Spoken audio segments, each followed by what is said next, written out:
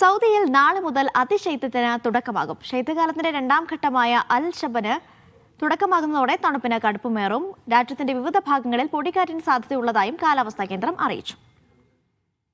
സൗദിയിൽ നാളെ മുതൽ തണുപ്പിന് കാഠിന്യമേറും. ശൈത്യകാലത്തിന്റെ രണ്ടാം ഘട്ടമായ അൽഷബത്തിന് നാളെ മുതൽ തുടക്കമാകുമെന്ന് കാലാവസ്ഥാ വിദഗ്ധൻ ഖാലിദ് അൽ സഹക്ക് പറഞ്ഞു. ഒന്നാം ഘട്ടമായ മുറബാനിയ സീസണ് ഇന്നത്തോടെ സമാപനമായി. രണ്ടാം ഘട്ടത്തിൽ ശീതക്കാറ്റ് ശക്തമാകുന്നതോടെ തണുപ്പിന് കാഠിന്യമേറും. 26 ദിവസം നീണ്ടു നിൽക്കുന്നതാണ് ഈ സീസൺ. രാജ്യത്തിന്റെ വിവിധയിടങ്ങളിൽ പൊടിക്കാറ്റിന് സാധ്യതയുള്ളതായി ദേശീയ കാലാവസ്ഥാ കേന്ദ്രം അറിയിച്ചു. മദീന, തബൂക്ക്, അൽജൗഫ്, വടക്കൻ പ്രവിശ്യ, ഹായിൽ, അൽ ഖസീം, റിയാദ് എന്നിവിടങ്ങളിലാണ് സാധ്യത. വടക്കൻ അതിർത്തി പ്രദേശങ്ങളിലും കിഴക്കൻ പ്രവിശ്യയുടെ ഭാഗങ്ങളിലും മഴക്കും സാധ്യതയുണ്ട്.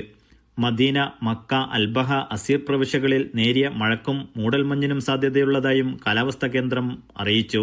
Naushad, media 1, Dammam.